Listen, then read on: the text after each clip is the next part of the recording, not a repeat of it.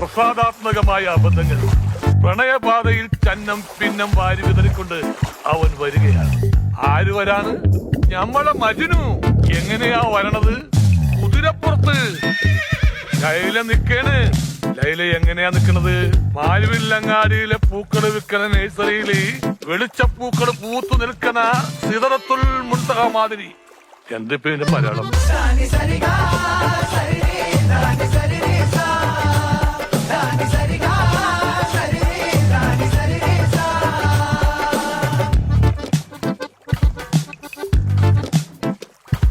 അടികൊണ്ടോന്റെ ചിരി കണ്ടോളി ഓ വാങ്ങും തോനേ അത് താങ്ങാനോനേ